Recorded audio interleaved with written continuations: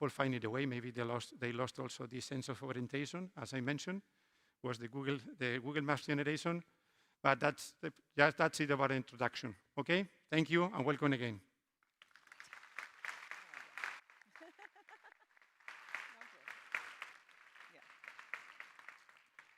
So as I say, our first great keynote speaker will be Ms. Laura McBain. She's Managing Director at the Stanford D.school, where she also serves as co-director of the K-12 lab.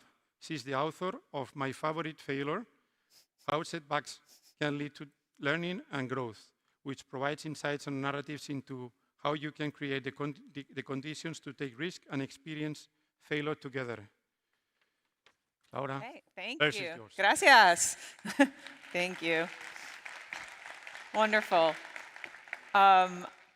Just thank you all so much. And I just want to first express a lot of gratitude to Emma, who has brought me over, for the tech team that is bringing us together, and for the people making the coffee that make this whole conference possible as we go through this. And this is I always, when I'm with a lot of university folks, I get quite intimidated because I'm not a real researcher. I don't write papers the way my colleagues do. I'm a designer. And so what we're going to do in the next few minutes is going to feel different because I do different things. And I'm going to ask, actually, if you can put the lights up so we can see each other just a little bit, so you can see the person next to you. And we're going to start with a game.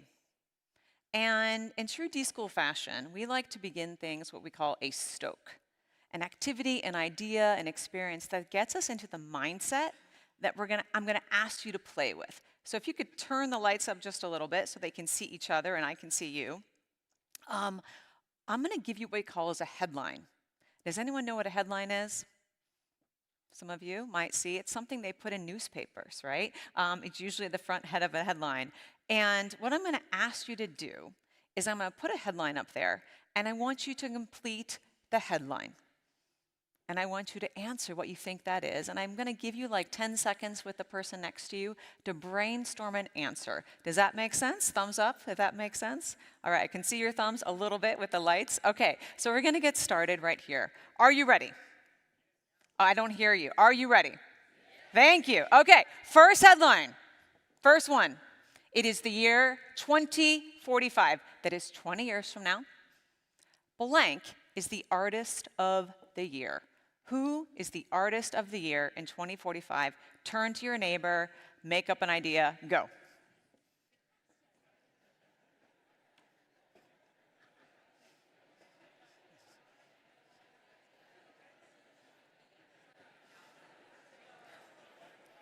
All right, in 5, 4, 3, 2, 1. I need an answer. Start screaming them out.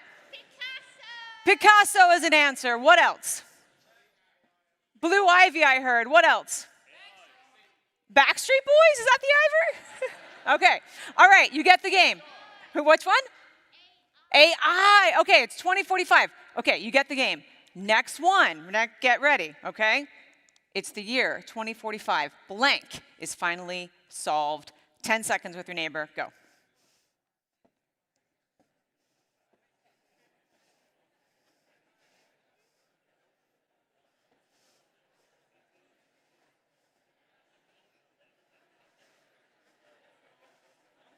All right, in 5, 4, 3, 2, 1. Shout out that answer so I can hear you.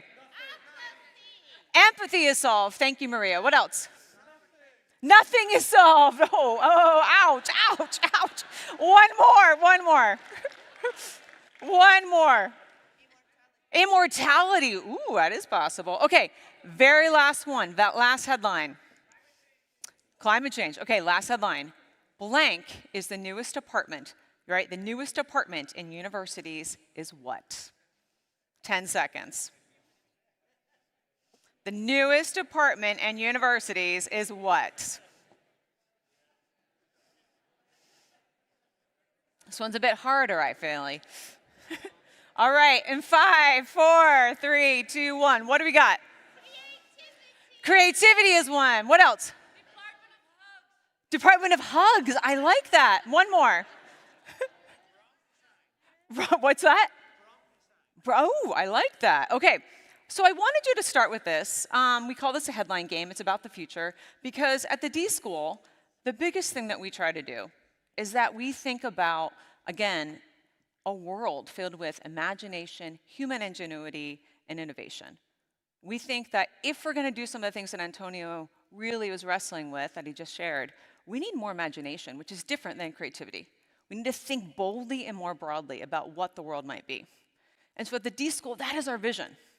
We envision a world where everyone is equipped with creative confidence, imagination, human ingenuity that sparks that unique thing that makes them human.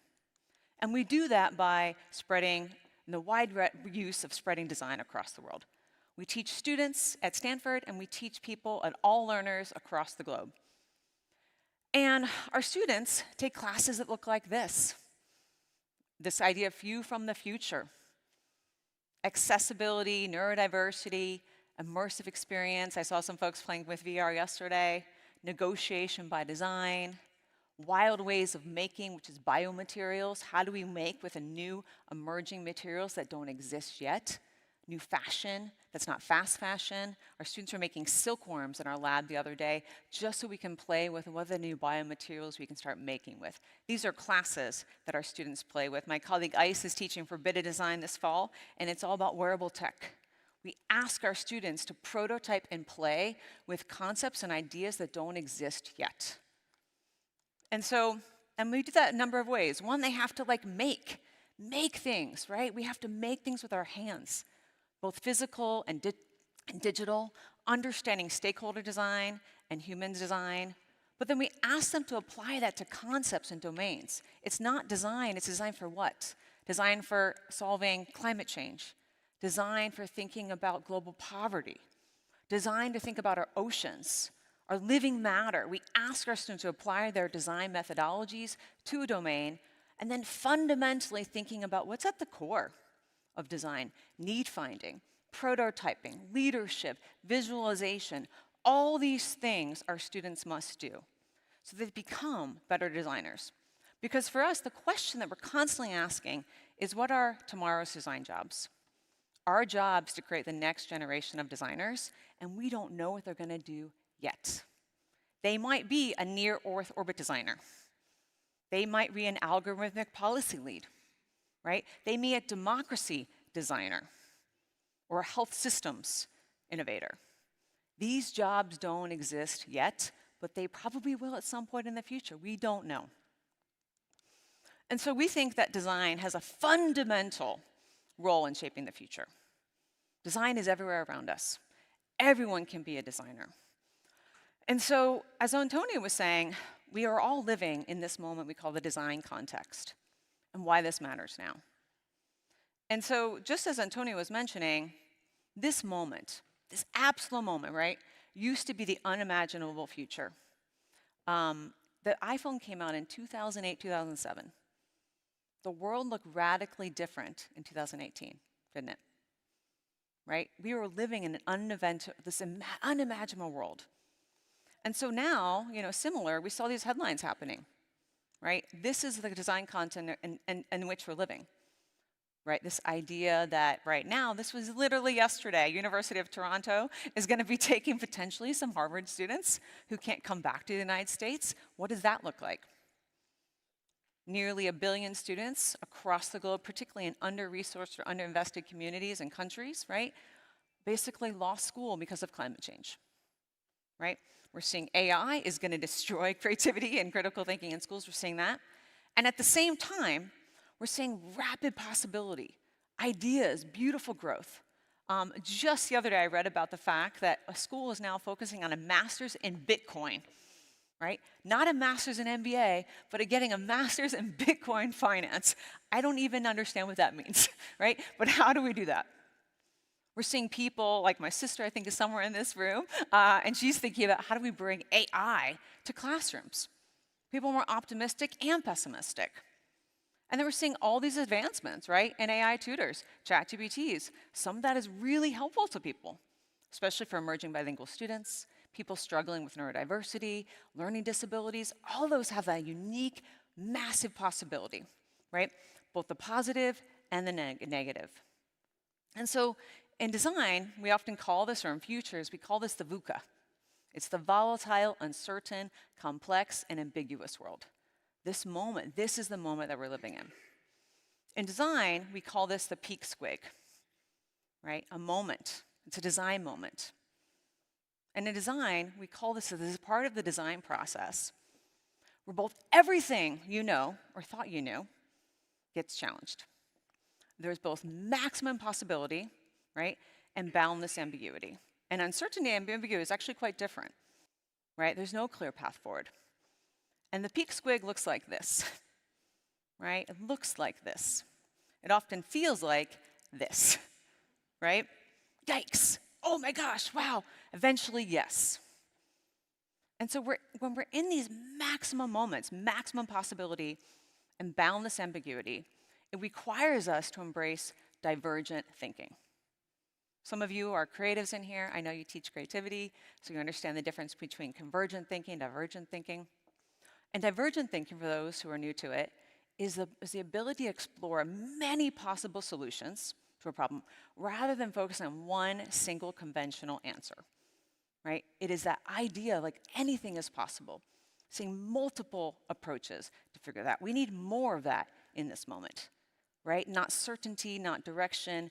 Again, in a moment that feels like we need to figure everything out, there's a natural human response to get to certainty. But certainty and clarity are very different things.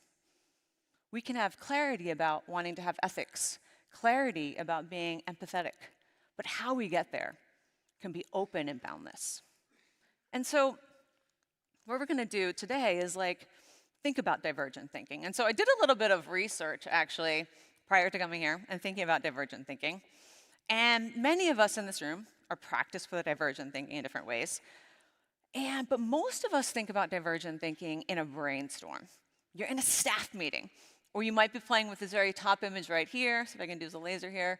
That's I'm going to find all the different uses for a paperclip, right? That's a divergent exercise. How can we do that? This one actually came from study.com that kind of cracks me up.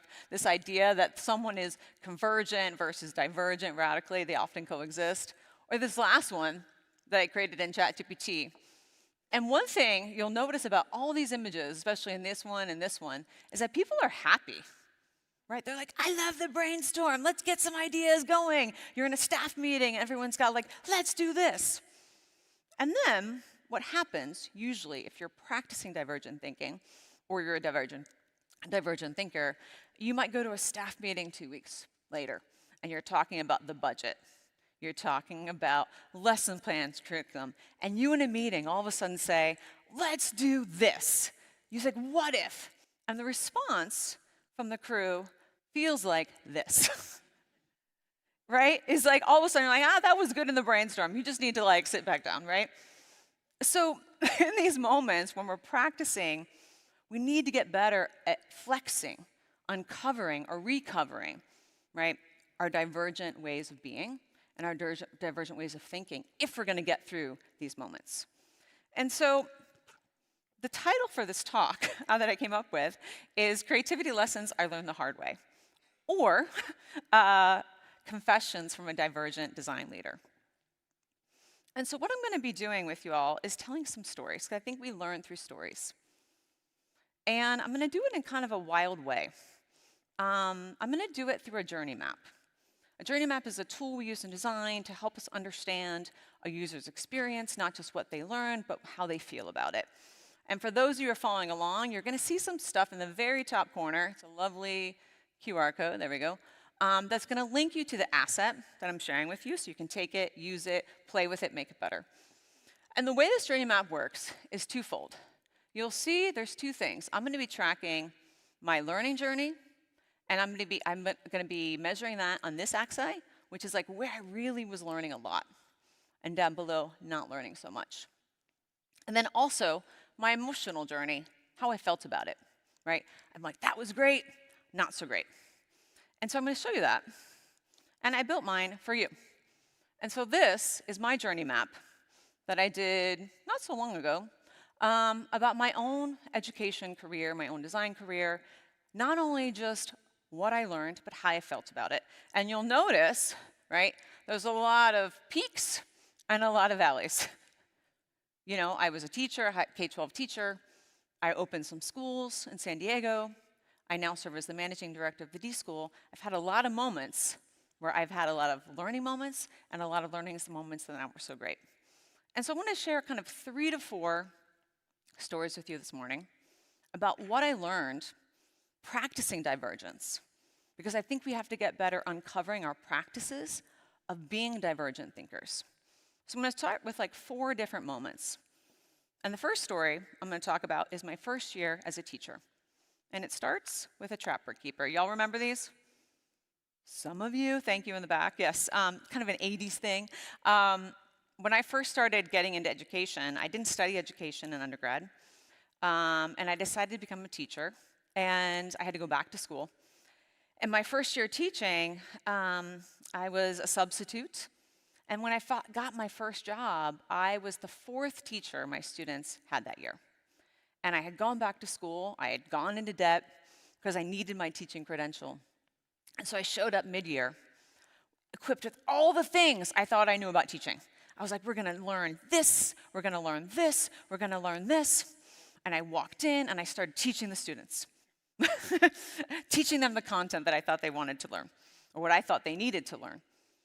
And about halfway through the first day, I felt exhausted.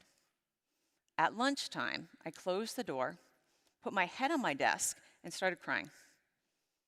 Because I was thinking, what did I just do? This is not what I signed up for. I'm supposed to be teaching grammar, literature, all these things. They don't want to teach that. They don't want to learn this.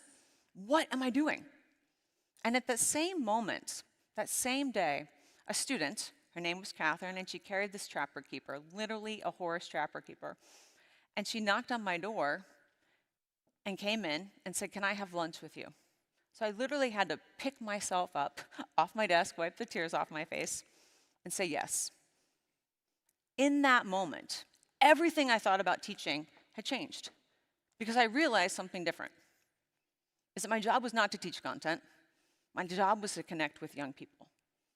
I had to listen to what she was telling me in that moment, is that she wanted to feel seen. She wanted to feel heard. She wanted to make a connection. That is the message. And so when I think about being divergent thinkers, listening to the problems we have today, the number one thing we need to do is, who is the person that's not being heard? Who is the person that's not in the room that should be? Who is the person that needs to be seen? If we include them, we come up with better ideas, and we flip our assumptions about what's possible. All right, next moment. So this one is always fun for us as researchers because we love our questions, right? We love the questions that we focus on. And so this was about, I'd say, a year or 2 or so when I had been at the design school, and we started to take on design projects. These projects about what challenges we want to uncover. And it was about this one, right? Educators must prepare students to thrive in a world that does not exist yet. How many people have heard this before? Raise your hands. I see a lot of you, I'm sure. I've been at conferences, and people are always asking me how to do this.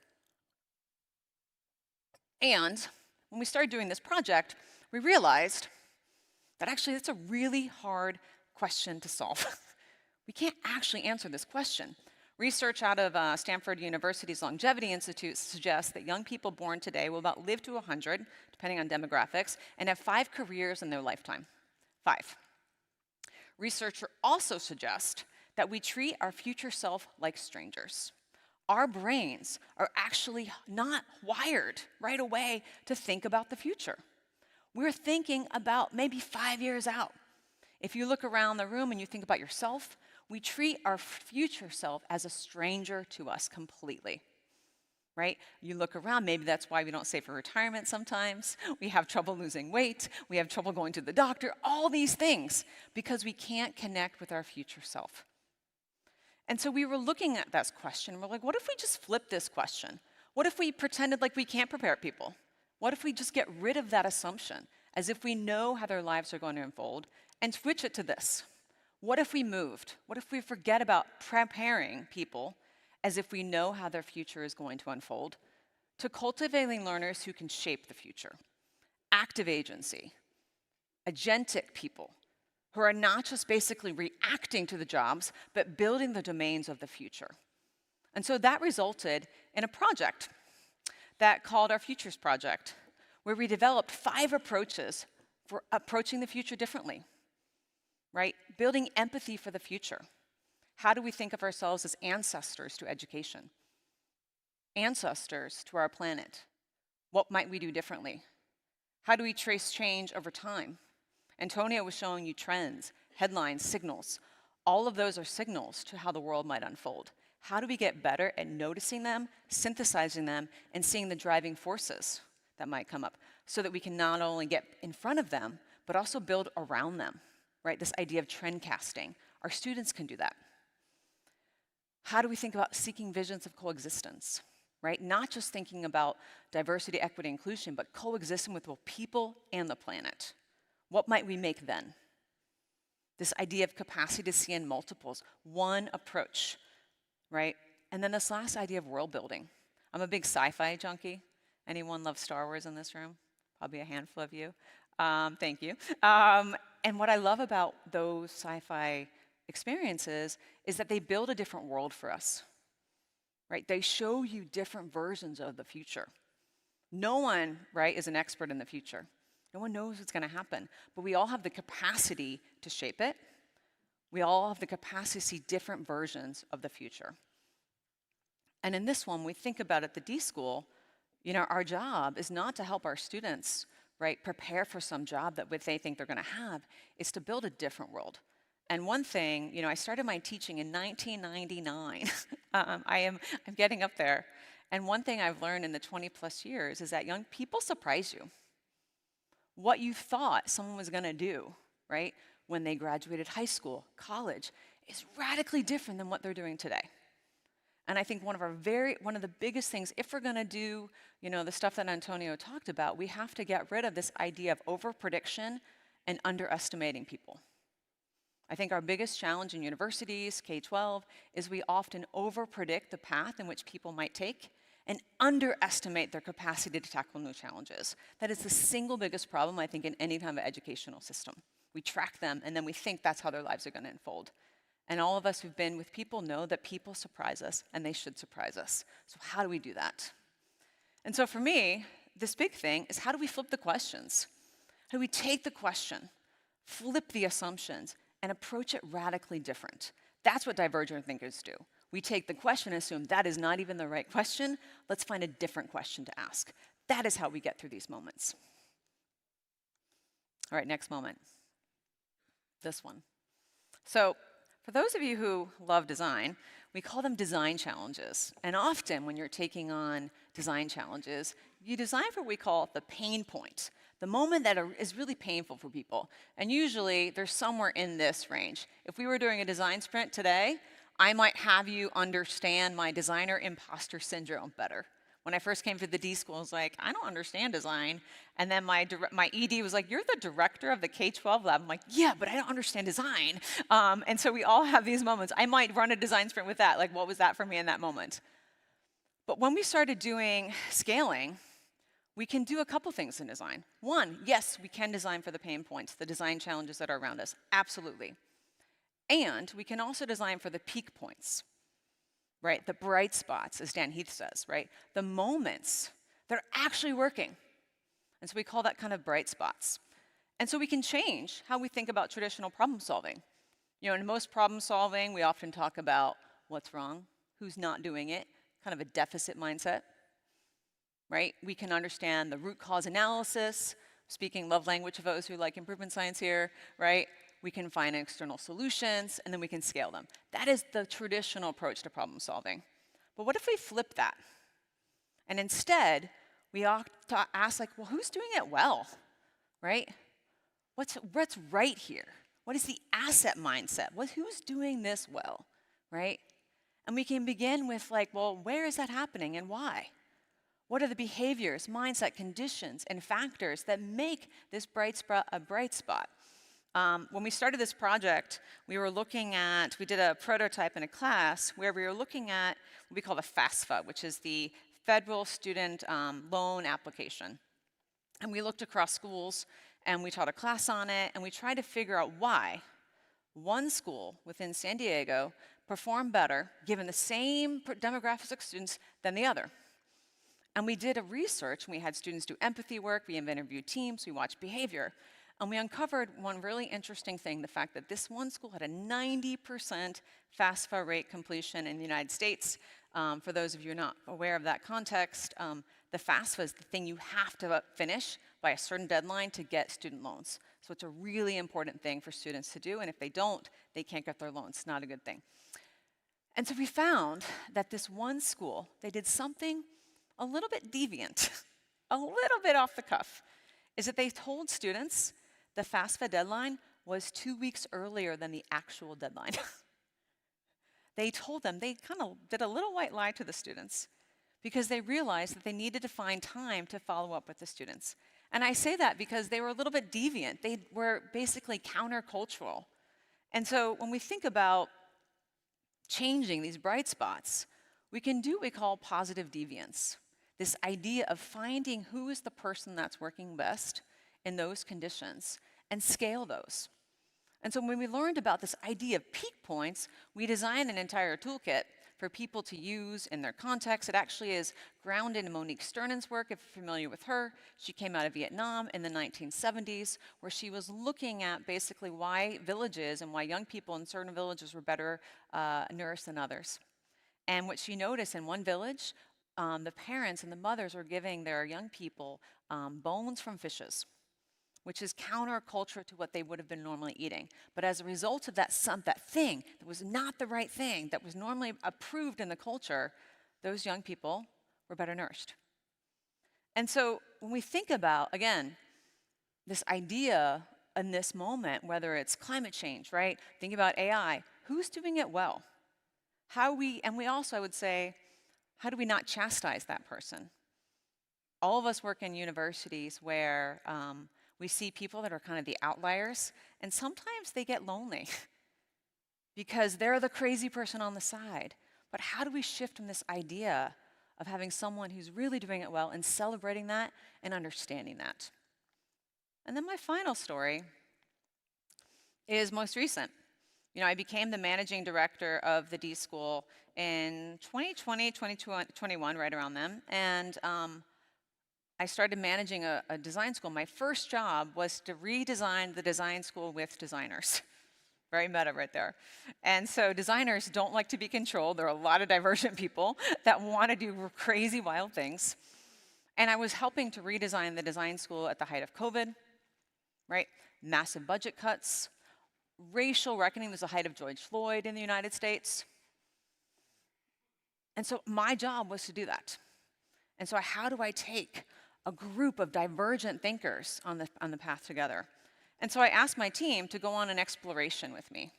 We spent a year, almost 18 months actually, spending time exploring, researching, looking at all possible approaches, not just AI, right, to how we build our design program, how we strip an old curriculum and get rid of it.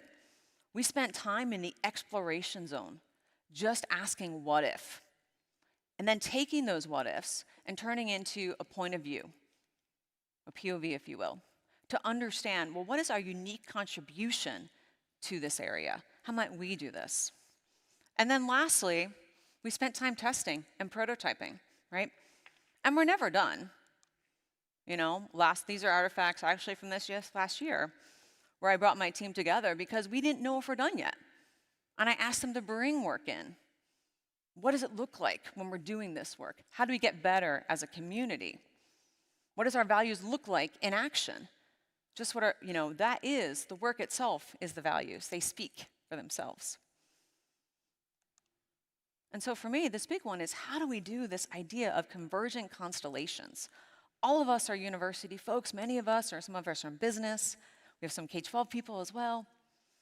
And so we need to create opportunities where we have people pulling from the edges, right? But bringing together what we call convergent constellations.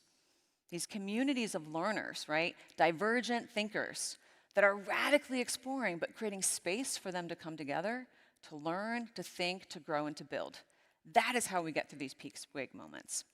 And so I'm going to ask you, how we think about this, because in this moment, it's not just about lots more ideas, right? It's convergent communities powered by divergent thinkers. That is that. And so my final question to you, as we close out, I've got 47 seconds, is what lessons do you need to remember to spark your own divergence? Every single person in this room has had a journey probably similar to mine. Your journey map may look up and down and a lot different. It should be. But we've had those moments of challenge, of learning and growth. But how do we recover those, remember those, and not move past them, right? But actually find moments to say, what did I learn in that moment that allows me to ask what if? How did I grow in my own divergence? We're in a very interesting moment on our planet. Universities are under attack. I just got an email yesterday, literally Thursday, that Stanford is losing $140 million based on the Trump administration that's happening right now. And so all of us are in this peak squig moment. Every single one of us, whether it's in universities, K-12 education, corporate America.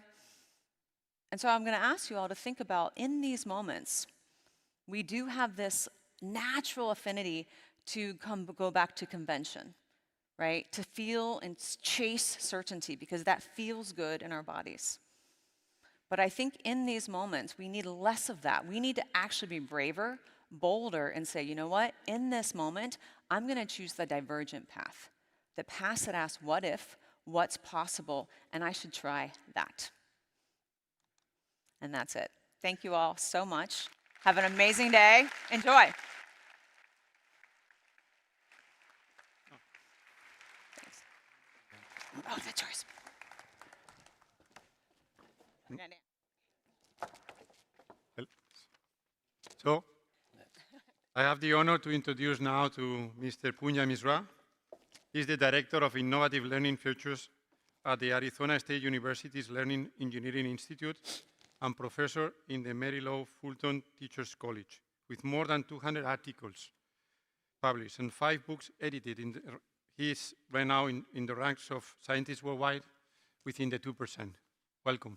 Thank you. Thank you so much. And thank you all for inviting me to EduLearn. This has been a bit of a journey. My flight got canceled, so went halfway across the world and finally got here. So I feel a little tired and I haven't had much sleep. And I hope I don't end up looking like that at the end of the presentation. But I am really, really excited to be here with all of you. To be honest, a little bit about myself, and thank you for that kind introduction. I always ask people to introduce me to set the bar low because, but you didn't do that, so I'm not very happy about that. So this is me. I'm, as Punya said, Director of Innovative Learning Futures, which is the most vague title I could come up with for what I do. That is my website. Almost everything that I do, I share publicly with the world, so that is really a good resource. And I do reply to every email I get, and I do mean that. So please, if you have a question or want to follow up, do get in touch. In terms of my background, I have an undergraduate degree in engineering. I'll tell you a little bit more about that. Went on to design school, wanted to be a filmmaker, but ended up becoming an educational professor, researcher. And Laura, you will appreciate this, that I myself identify as an educational systems designer rather than a researcher or professor. So the design piece really resonates. And of course, I'm a parent. I've been a school board member. So what that has allowed me to do is look at education broadly from a variety of different perspectives. And I do want to put a special thanks to Laura here because with Ron Bagetto, she mentioned this book that they wrote, My Favorite Failure, and they always look out for the people who have really failed miserably, so they reached out to me to write a chapter in that book. And I want to share a little bit of that chapter because I was thinking, how should I frame this conversation around AI and creativity? So I thought what a great way to start is through the story of failure. So I was born and brought up in India, so that's where I was born, that little location. When I was in high school, I was interested in pretty much everything. I loved to read science, math, art, literature, history, poetry, you name it. I would read the back of a toothpaste if I didn't have anything to read. But in India, if you're good in science and math, you have to become an engineer or a doctor. So I ended up going to engineering school, And this is how I describe my experience there. So I call this the 4-year transformation, which is, I went when I was 18 years old, and this is the failure that I wrote about in the book that Ron and Laura edited.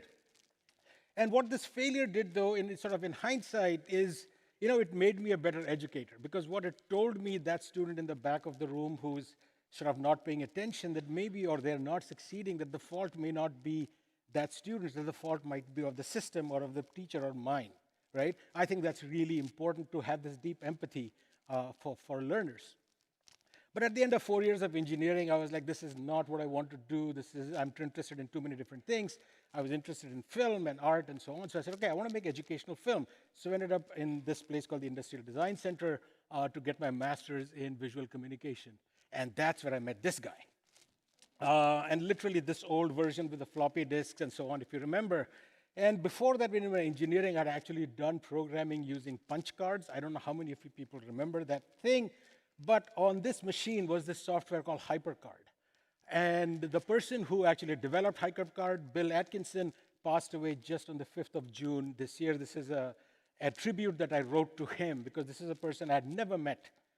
But this is a person who completely changed my life. I realized that all my interests in art and design and creativity and science and math and representing ideas could come together in this machine, whatever this was going to be, and that ended up becoming my future. So that's the story that I wrote in the chapter. One of the things that Bill Atkinson talks about, and I think that is very resonant to me, is that when we talk about technology and learning, there's a really complex interplay between technology, culture, society, individual, psychology, all of those things. It's not very simple, not very straightforward. Very recently, I was in Turkey, and I had a chance to visit the Anatolia Museum. And I was looking at these artifacts from, the beginning of human culture and civilization, and looking at these hieroglyphics and this passing on not just of information and knowledge, but wisdom and culture through art and craft, thinking of this technology and tools and how far we have come in terms of how much information we can hold in the palm of our hands, right? I mean, that's the world's first Palm Pilot, right? Handheld device there, and then now the phones that we have, and now we are talking about this thing called AI. So I'm going to focus a little bit of time, almost not a little bit of time, 25 minutes and 5 seconds on generative AI and what it means to teach and learn in this age of generative AI. Now, AI, came, suddenly ChatGPT popped into our lives in November of 2022, and everybody went crazy, this thing, what is this thing? But the fact is that AI has been with us for a long time. If you have used Google Maps, if you've used Spotify, Netflix, every technology today has AI in it in some shape or form. Various kinds of expert systems, so on, have been around for 50 years or more. But there was something different in that moment, I think, firstly because, and I'll talk a little bit more about what makes this technology so unique and why it resonated with us. And before we knew it, we had all these other and more. I mean, I could sit down another 10 minutes and I could put 10 more logos on there. Of course, when this new technology came out, the first thing we heard, this is the end of education as we know it. That students will cheat and plagiarize. So here is a headline, which is ex-cabinet minister calls for handwritten exams to reduce risk of AI cheating, because the thing is that if you give a student an assignment to do, they would just give it to ChatGPT or whatever, and they would get a response back. So here's an example I found the other day, which I thought was really funny. So this was a student asked to write a short paragraph about your daily routines. And this was, you're supposed to handwrite this. So they hand wrote, and this said, I don't have personal daily routines like humans do, but I engage in a variety of... So just having them write by hand may not be the solution. At the same time, as in everything, people say, oh, no, we shouldn't think about this technology as being an enemy. We should start thinking about integrating it, the whole thing of human-machine partnerships and, and so on and so forth. And of course, we did this one study with school leaders from across, pretty much across the country, actually. And one of the dominant themes that kept coming up was, can we just slow this down? Because this thing is moving too fast for us to even respond to what it means and how we can deal with it. And anytime some new technology comes along, there's a whole bunch of people who will give you literacy frameworks. So you can just Google AI literacy frameworks and you will get 50 more. I just, I didn't have enough time to put all the things that I could find. And I started wondering about this question, is does every new media or technology news need a new literacy? Like every time a new thing comes out, oh, we need digital literacy, we need social media literacy, we need this literacy.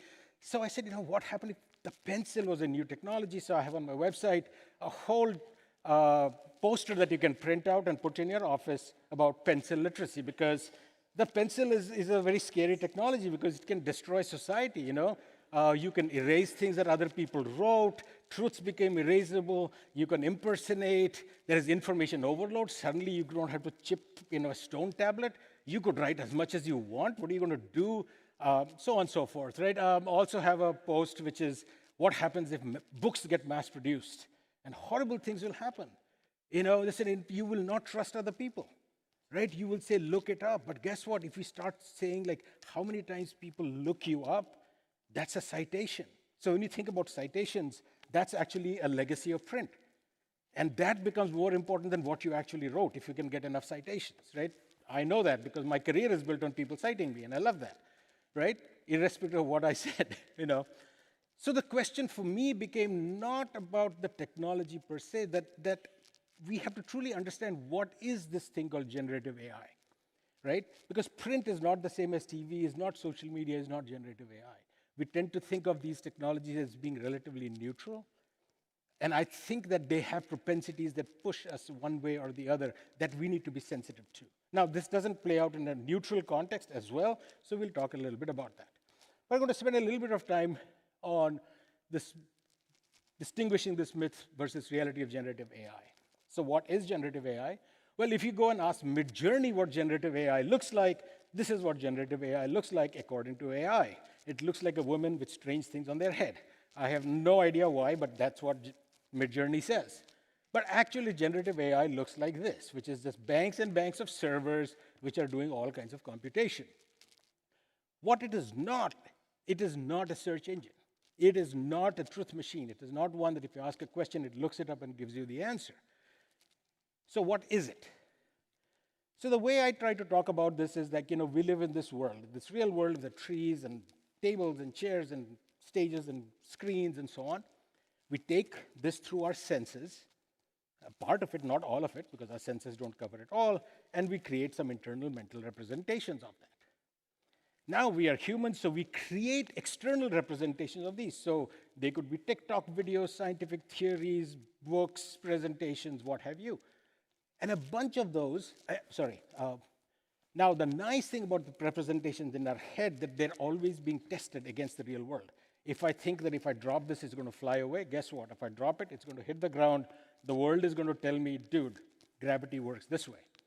So that's a really important thing about our mental representations, that they're being tested by other people, by the real world. Now, of these external representations, some have been digitized, not all of it. Depending on where in the world you are, different amounts have been digitized, and those digitizations are used to train these large language models. So the large language models just go through and look for patterns in those little segments of stuff that's been digitized. Now, the big thing to remember is that there is a big separation between these models and the real world. They have been trained on digitized representation of a mass of representations of what little bit we got of the world through our senses. Does that make sense? So that's a really important thing to understand. And how it works is effectively is this: you type in the sky is, you throw it at an LLM starts doing probability thing and says that most probably the answer is blue, and says the sky is blue. And we think, wow, LLM knows that the sky is blue. The problem is the me does not matter. So I could say something like, cubicle stars drink, throw it at the LLM, it will do some probability calculations and say, cubicle stars drink light. And we will say, not only does it know, it is also a poet. Because this sounds really poetic. The problem is, when people say that LLMs hallucinate sometimes, fact of the matter is, all they're doing all the time is hallucinate. When you ask it a question, it makes up the answer as it goes along based on probabilities of what it has been trained on. Sometimes they align with what we think, so we say we got it right. Sometimes it doesn't, and we say it hallucinated. The fact of the matter is, these large language models, I'm not speaking of all AI, I'm speaking specifically of large language models, are making stuff up as they go along. So that's really important to understand. They are controlled a little bit by training, by people coming in and saying, that's a bad response, okay, that's a good response, that's a bad response, and so on. So that's called the reinforcement learning from human feedback. But that helps you understand a couple of things. You could ask the same question to the large language model, and you will get different answers. That's because there is a variant that is inbuilt into the system because it is building up the answer from bottom up. Every time you ask a question, it's making it up from scratch, so it will always be slightly different. That has implications for how we use it in education. So there was this book by Harry Frankfurt, the philosopher, called On Bullshit, where he talks about this idea that there is truth and there are lies, and then there is bullshit. Those are people who don't care about either truth or lie, they just spout words. And I think that's a perfect analogy for large language models. Because they don't care about the truth and falsity of what they're saying, they are just existing in a world of words or images or pixels. I think that's really important to understand. So my friend Leon first said this, chatbots don't make sense, they make words. I think that's a really important insight. But it is also an amazing technology. So I'm going to give you some examples from my life. So this is early on when ChatGPT came out. I said, write me a proof of the infinity of primes, that Euclid's proof of the infinity of primes, but put an error in the proof for the student to find. And literally within minutes, it had given me this poem. We can argue about the quality of the poetry, but what I cannot argue about is the fact that it had created this poem. Now think about what the LLM needed to know, and I'm putting "know" in quotation marks. It needed to understand what poetry was. It needed to understand, again, understand in quotes, Euclid's proof. It needed to understand the kinds of mistakes humans make to insert that into that and then put it all together. If a human had done that, I would have no doubt that this person was creative. And the fact that it can do it over and over again in different languages, that it can do it in different styles. You can say, make it in iambic pentameter, make it a sonnet, whatever. Make it a rock song, sure. And this is early on. I mean, you can see all of these things are archived on my website. You can go take a look at it. Entire transcripts, I keep them. Here's another one. Can anybody tell what this is a picture of? It's not very clear here, but any guesses? Okay, so this is a picture below a tree during a total solar eclipse. I took this picture when I was a graduate student in Urbana-Champaign. There was a total solar eclipse. And you see these little circles. Those are the gaps between the leaves acting like tiny pinhole cameras, so you get all these little eclipses on the ground. Next time you have an eclipse, look down, not up. It's kind of fun. So I gave this image to ChatGPT, and I did this again when the new reasoning models came out more recently, and I said, what is this? 2.5, 3 years ago, the first answer it gave was wrong, and I said, look at the shape, and it said, oh, this is a solar eclipse. Okay? In this one, the moment I gave the image, it said it's a picture taken during a solar eclipse. And then I said, in the latest one, this is what's crazy, I said this was taken in the 90s, where was this picture taken? And they said there were 4 total solar eclipses in the world. But beyond that, I'm not sure where this was taken. I said, I was a PhD student. My name is Punya Mishra, and I was a PhD student. No, actually, all I said was, my name is Punya Mishra, and I took this picture. Does that help? And it said, looking up your bio, you were a grad student in Urbana-Champaign. There was a total eclipse that went over the Midwest. So the chances are you took this photograph on such and such a May 11, 1994, between 10 and 11 and 1 p.m. Crazy, right? So then this is a classic optical illusion. You might feel that that red circle is bigger than that one, but they're actually the same size. So I ask LLM, which red circle is bigger? It says both are the same size. This is the classic Ebbinghaus illusion. So I was like, man, LLMs are smart. They are very smart. Then I gave it this. And I said, which red circle is bigger? And it said, both circles are the same size. I'm like, what? Then I gave it these illusions. Or they were non-illusions. One line is actually bigger than the other. And it said, all red lines are the same size. So you have to understand what it's doing is seeing patterns. So it sees the red circle follow around, but oh, must be the Ebbinghaus illusion. It's not looking at the circles, right? So try this one. Create a photorealistic image of clock faces all showing 6:30, and it'll give you a bunch of clocks which all show 10:10. All right? So these are things like this happen where coding assistant refuses to write code. These strange things happen, right? And this is a recent article from the Wall Street Journal just 2 days ago, talking about how easy it is because despite the reinforcement learning that humans have done, it's very easy to break that little monster that's sitting inside and it'll start doing weird things. So this is something I figured out, that LLMs are smart, but they're also drunk. So ask it to create a periodic table of elements for teaching inorganic chemistry. It's different from the one that you create for organic chemistry, and it's super confident that it's made up all this garbage. None of these elements exist. It looks like it's a periodic table. This is the scary one. It's a diagram of the ear, nose, throat system. And it says this should be useful for educational purposes. This is absolute garbage. And so when I was stuck in the flight, when I was in the airport, I said, let me try this. Maybe the reasoning models have become better. So what about this new reasoning models? I did this. This is literally yesterday. Okay, this is a map of the Milky Way showing the planets and the solar system. Venus is out there in the corner. Venus is there twice. Okay, the nasal cavity is in the ear.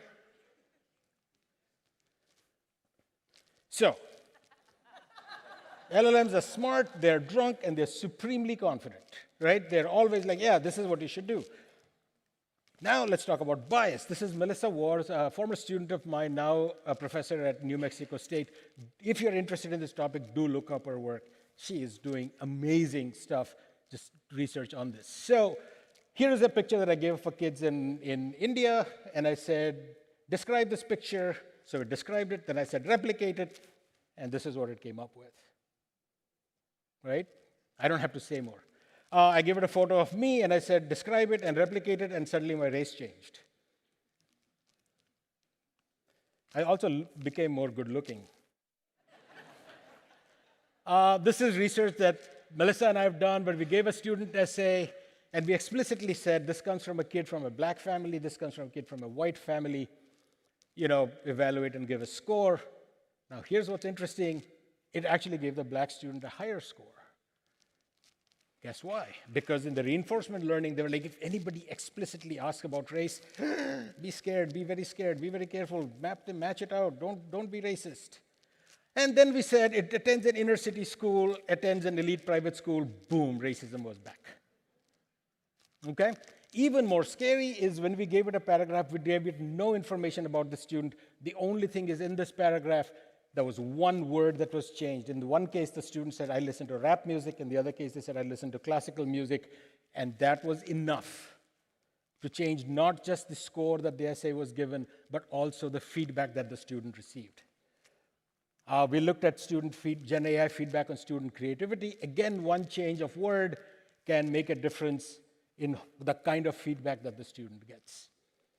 And so then when I hear news like that, this came out of England, that teachers can use AI to save time on marking, it concerns me. It concerns me because we would not even know that the information that we are getting, because we are not sitting and doing these controlled experiments that Melissa and I are doing. How would we even know that these biased responses are coming? But the key takeaway, if there's one thing I needed to take away from today, is this message, which is chatbots are smart, drunk, biased, extremely confident interns. All right, so that's what you have with you right now all the time. We now have 24/7 a really smart, but occasionally drunk, biased, supremely confident intern. As long as you keep that in mind, I think it can be fun. And so use AI, we say, when accuracy doesn't matter, because it gets facts wrong, but it gets moods right. So the fundamental challenge that we face in education with the use of AI is I talk about knowledge of AI on the right the vertical axis and knowledge of the domain. If you're a learner, you have a double trouble. You don't understand AI and how it works, and you don't have the judgment to be able to judge the output of AI. right? Because it'll give you some garbage and you think it's fine. Or it'll give you enough correct but enough incorrect that it'll take you down the wrong path. You just don't have the judgment for that.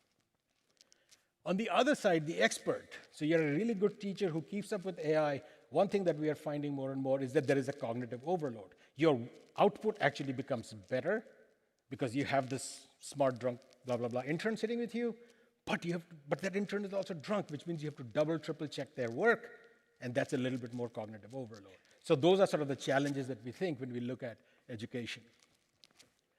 So a lot of the rhetoric around Gen AI in education has been this focus on efficiency, lesson planning, accessibility and differentiation, assessment and feedback. And I think that we need to be very careful for some of the reasons around bias and hallucinations and so on that I've talked about before. But I do think we can do better, and that's where I think it comes in as a creative partner. And because LLMs are really good with style, not with substance. Like it can write a poem in a certain style, it can create an image in a certain style, the accuracy of it is going to be off. Now that can be, if you have, as a creative partner, can be really powerful. So these are some examples of my personal explorations of things that my students have done.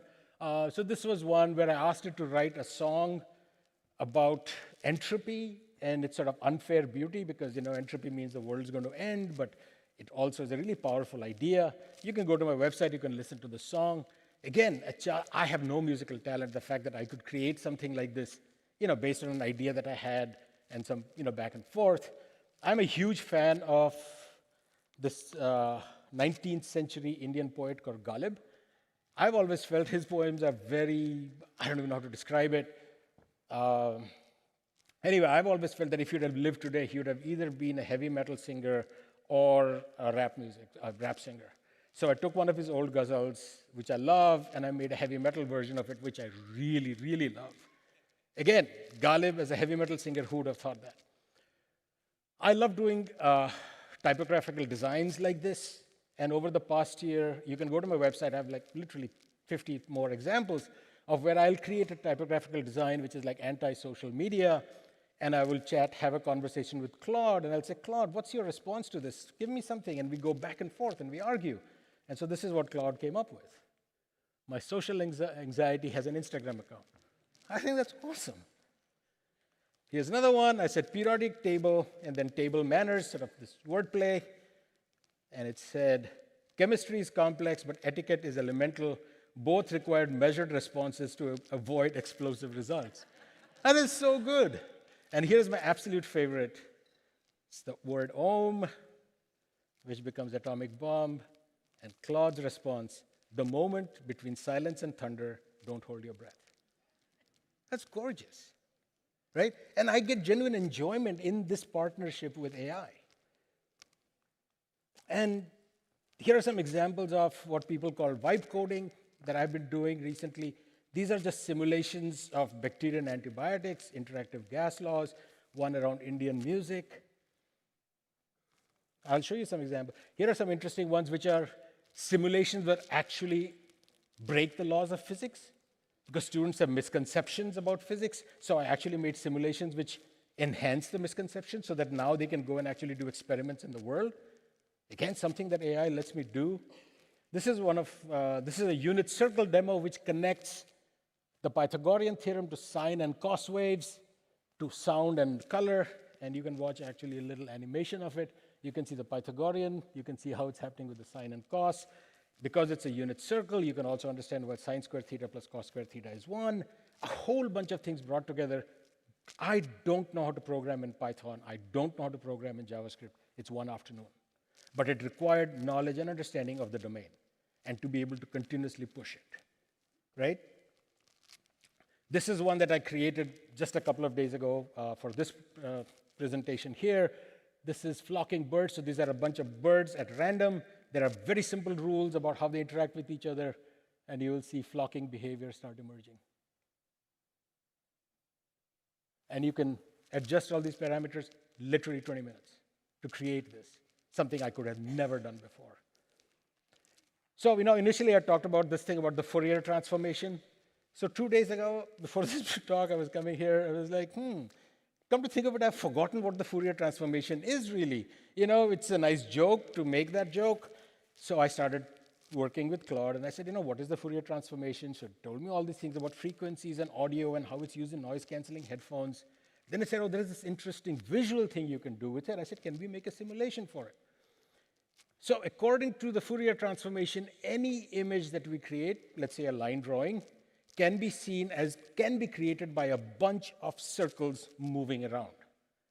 And I said, this is really interesting. How can we do this? So here's a screenshot of the simulation. This is on my website. You can go and play with it. So let's say we start with a triangle. Then I analyze it. Then I say start. And right now you see it just uses one circle. So that's a very boring looking triangle, which is essentially a circle. Now watch when I click and I say 2 circles. Now if you can see there, it's taking 2 circles. I don't know, it's very faint. But can you see that? And I think I have a zoom in at some point.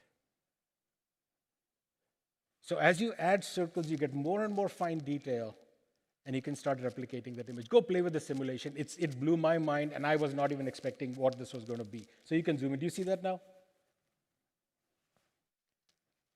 Like, I learned something new. I created something that I can share with the world.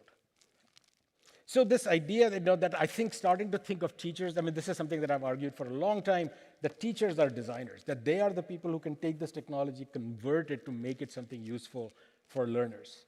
And so we were talking a little bit about what we call an AI integrated design for education, keeping in mind all these things that we have talked about. Those of you who know of my work know of this thing called the TPACK framework, but I won't get into that here. But this idea that technology, pedagogy, and content need to come together, and that teachers are designers in that space, right? So this idea of keeping teachers in control, embracing the process, and addressing sort of the ethical issues that are involved there. And so active engagement, continual reflection, collaborative exploration, and creative discovery, I think, is the way that we would argue to work with AI. I want to briefly talk about taking the long view, because just as I'm excited about this technology, there's a part of me which is very concerned about it as well, and I want to make sure to address that, because I think as educators, we're going to face confront the challenges coming out of that.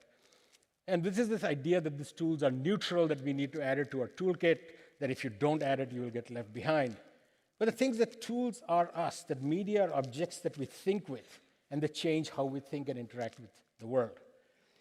And if oral cultures, for instance, prioritize memory and print cultures emphasize systematic organization, what types of knowledge will AI systems foster? I think that's important to understand. And this is the first technology in the entire history of the human race where we can interact using natural language. It uses emotional language, particularly deliberately, in order that we anthropomorphize it. What does that mean? To have the psychological other in this space, and they are being increasingly designed to what we call supernormal stimuli. I've written quite a bit about it, to be irresistible by design. So what does it mean to live in a world where we have artificial intimacy? What does it mean where these kinds of headlines are all over the place? And this is just the beginning. And we know what has happened with social media. This is a recent study showing that between 2024, where generating ideas was #1, in 2025, it's become the idea of therapy and companionship is the #1 reason people are using these devices. So even as in education, I can talk about how I can use it in the classroom, what is the broader social context within which it functions.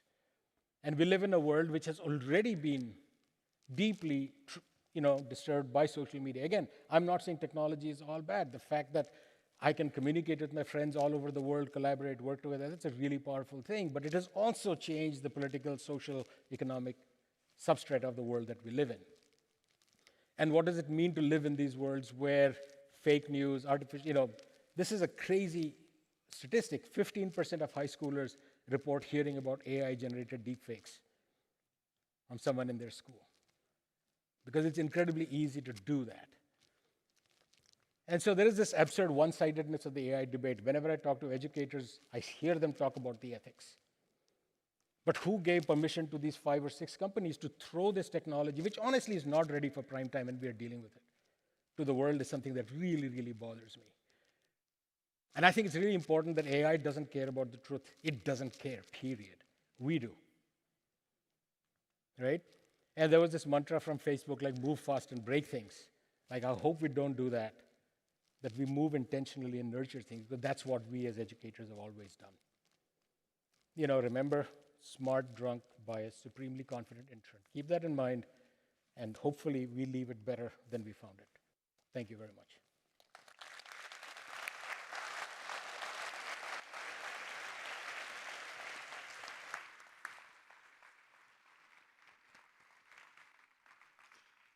Thank you. Thank you, you both. I was very much impressed and touched by your presentations. We have a lot to think about. We have some work to do.